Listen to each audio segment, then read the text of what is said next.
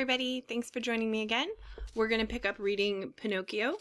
We are on chapter 24, so I hope everybody's comfortable. I hope everybody has their beverage, and let's get started. Chapter 24. Pinocchio arrives at Busy Bee Island and finds the fairy again.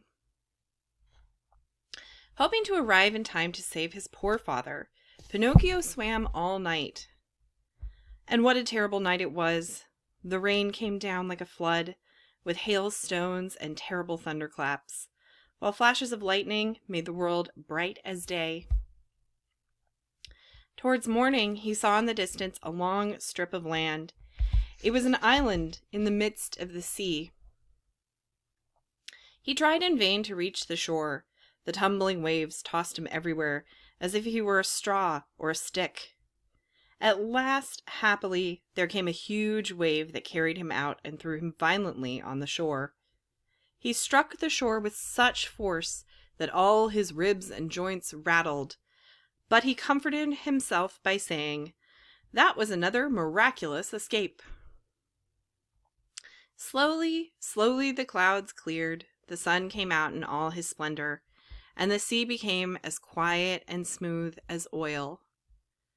The puppet spread his clothes to dry in the sun and began looking in every direction over that huge expanse of water to see if there was a small boat anywhere with a small man in it. But although he looked and looked, he saw only the sky and the sea, the sails of some ships, but they were so far away that they looked no bigger than flies. "I wish I knew the name of this island," he said. "If only I could know that decent people live here, who do not hang boys on trees. But there is nobody I can ask all these questions." The idea of being alone, all alone, in a country where nobody lived, made him so melancholy that he was just about to cry out when he saw a big fish near the shore, swimming by. It was quietly going about its own business with its head out of the water. Since he did not know its name, he cried loudly, "Hello, Mr. Fish! May I have a word with you?" "Even two, if you like," answered the fish, who was a dolphin, but so polite that there were few like him in the seas of the world. "Would you be so kind as to tell me if there are inhabited places on this island where one may eat without fear of being eaten?" "Certainly there are," answered the dolphin. "There is one not far from here." "Which road will lead me there?" "Take the path on your left and follow your nose. You can't make a mistake." "Tell me something else. You swim in the sea all day and all night. Have you, by chance, seen a small boat with my father in it?" "Who is your father?" "He is the best father in the world, and I am very likely the worst son." "As we had a very bad storm last night," said the dolphin, "the boat was probably sunk." "And my father?" "By this time he must have been eaten by the huge shark that has been spreading death and misery in these waters for a long time." "Is he very big, this shark?" asked Pinocchio, frightened and trembling. "Is he big?" asked the dolphin. "Well, just to give you an idea, I shall merely tell you that he is larger than a 5-story house, and his mouth is so wide and deep that it would easily hold a railway train, with its engine smoking and all." "Heavens above!" cried the terrified puppet, and dressing quickly, he turned to the dolphin, saying, "Goodbye, Mr. Fish. Excuse the trouble I have caused you, and many thanks for your kindness." Then he hurried down the little path, almost running. At the least noise he looked behind him, fearing to see that horrible shark as large as a 5-story house, and with a railway train in his mouth, pursuing him. He had traveled about half an hour when he came to Busy Bee Town. On the streets people were hurrying back and forth on business. Everybody had something to do. Everybody was working. You could not have found an idler or a tramp if you had searched with a lamp. I see, lazy Pinocchio told himself, that this place will never do for me. I was not born for work. By this time he was terribly hungry, for he had nothing to eat for more than 24 hours, not even a dish of green seeds. What could he do? To get some food there was only two ways: ask for work or beg for pennies or bread. He was ashamed to beg. His father had told him several times that only the aged and the cripple have a right to beg. Poor, really poor in this world, those who really deserve help and pity, are those who, by reason of old age or sickness, are no longer able to earn their living by their own labor. It is everybody else's duty to work, and if they refuse to work and are hungry, so much the worse for them. Just at that moment a man passed by, tired and panting. He was pulling, with great difficulty, 2 carts loaded with charcoal. Pinocchio judged by his look that he was a kind man, so he approached him, and casting his eyes downward in shame, he said in a low tone, "Will you please give me a penny, for I am dying of hunger?" "Not only 1 penny," answered the man, "but I shall give you 2, if you help me draw home these loads of charcoal." "I am surprised at you," answered Pinocchio, offended. "Let me tell you that I am not a donkey. I do not draw carts." "That's all right," the coal dealer answered. "But then, my boy, if you really are so hungry, eat a couple slices of your pride, and take care you don't get indigestion." A few minutes later a mason passed by, carrying a load of lime on his shoulder. "Sir, would you be so kind as to give a penny to a poor boy who is hungry?" "With pleasure." "Come with me and carry lime," answered the bricklayer, "and instead of 1 penny, I shall give you 5. "But lime is so heavy," objected Pinocchio, "and I don't want to get tired." "If you don't want to get tired, my boy, amuse yourself with being hungry, and much good may it do you." In less than half an hour 20 people passed by, and Pinocchio begged of all of them, but they all answered, "Are you not ashamed? Instead of begging on the road, go work and earn your living." At last a kind little woman appeared, carrying 2 pails of water. "Kind lady, will you let me have a drink of water from your pail?" asked Pinocchio, who was burning with thirst. "Yes, drink, my child," said the little woman, putting the pails down. When Pinocchio had had a good drink, he wiped his mouth and said, "Now I'm thirsty no more. If only I were no longer hungry."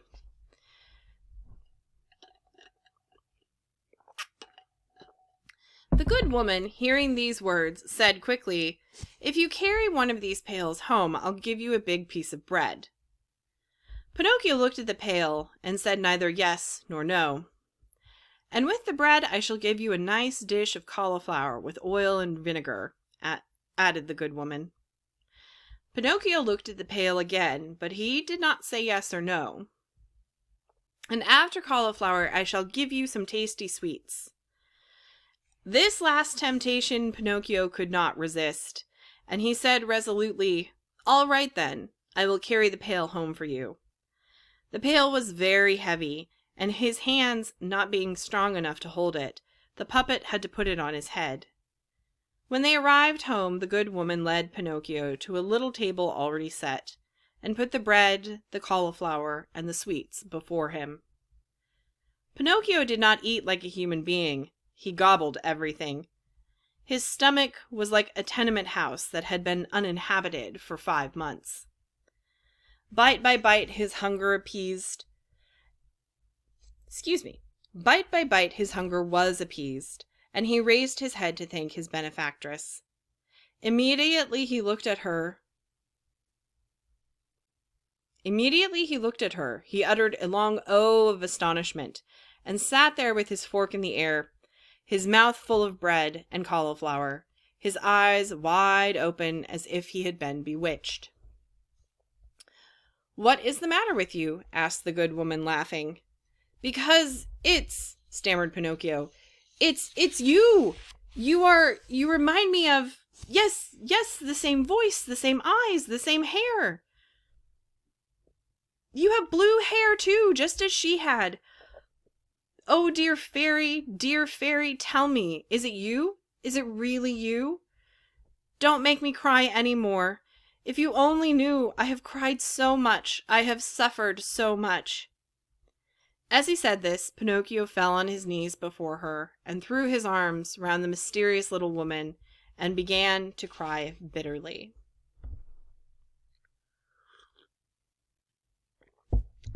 Chapter 25. Pinocchio promises the good fairy to be good and study because he is tired of being a puppet and wishes to become a real good boy.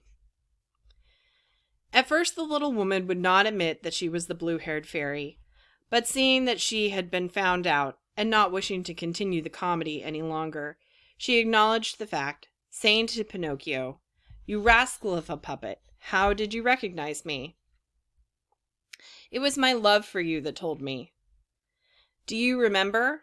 When you left me I was a little girl, and now I am a woman, nearly old enough to be your mother." "I like that very much, because instead of calling you little sister, I shall call you mother. I've always wanted to have a mother, as other boys. But how did you manage to grow so quickly?" "That's a secret." "Teach it me. I would like to be a little bigger. Look at me. I've never been more than a Tom Thumb." "But you can't grow," answered the fairy. "Why not?" "Because puppets never grow. They are born puppets, they live puppets, they die puppets." "I'm sick of being a puppet," cried Pinocchio, slapping his wooden head. "It's about time I became a man, like other people." "If only you deserved it, you could become one." "Really? And what do I do to deserve to become a man?" "It's very easy. You begin by being a good boy." "Why? Do you mean to say that I'm not a good boy?" "You are anything but. Good boys are obedient, and I am never obedient. Good boys like to work and study, and and I am an idle vagrant all year round. Good boys always tell the truth, and I always tell lies. Good boys like to go to school. And school gives me such a pain. But from this day forward I shall turn over a new leaf." "Do you promise to do that?" "Yes, I do. I shall be a good little boy, and be the consolation of my father." "Where can my poor father be?" "I don't know." "Will I ever be lucky enough to see him again?" "I hope so. Yes, I am sure of it." Hearing this, Pinocchio was so happy that he took the fairy's hands and kissed them, almost mad with joy. Then, looking up with her loving eyes, he said, "Tell me, mother dear, it wasn't true, then, that you were dead?" "It was not," answered the fairy, smiling. "If you only knew how sad I was and how my heart ached when I read 'Here lies.'" "I know, and that is why I have forgiven you. As you were really sorry, I knew that you had a good heart, and if a child has a good heart, even if he is mischievous and full of bad habits, there is hope that he will mend his ways. That is why I came here to look for you. I shall be your mamma." "Oh, lovely!" shouted Pinocchio, jumping for joy. "You must always obey me and do as you are told." "Oh, yes, yes, yes." "Tomorrow," added the fairy, "you will start to go to school." Pinocchio grew a little less joyful. "Then you will choose some profession or trade, whichever you like." Pinocchio made a wry face. "What are you muttering between your teeth?" asked the fairy angrily. "I was saying," grumbled Pinocchio, "that it seems to me too late for me to go to school now." "No, my lad. Remember always that it is never too late to learn and get educated." "But I don't want to learn any profession or trade." "Why not?" "Because I don't like work." "My child," said the fairy, "people who talk like that generally end up in a hospital or in a prison. Remember that every man, rich or poor, must find something to do in this world. Everybody must work. Woe to those who lead idle lives. Idleness is a dreadful disease, of which one should be cured immediately in childhood. If not, one never gets over it." These words touched Pinocchio's heart. He lifted his head quickly and said to the fairy, "I will study, I will work, I will do everything you tell me, for I am sick of being a puppet. I want to become a real boy, whatever I have to do for it. You promised that I could, didn't you?" "Yes, it's true. I promised. And now it depends on you." That is the end of chapter 25. I hope you guys enjoyed, and join me here tomorrow for chapter 26. Have a great day, everybody.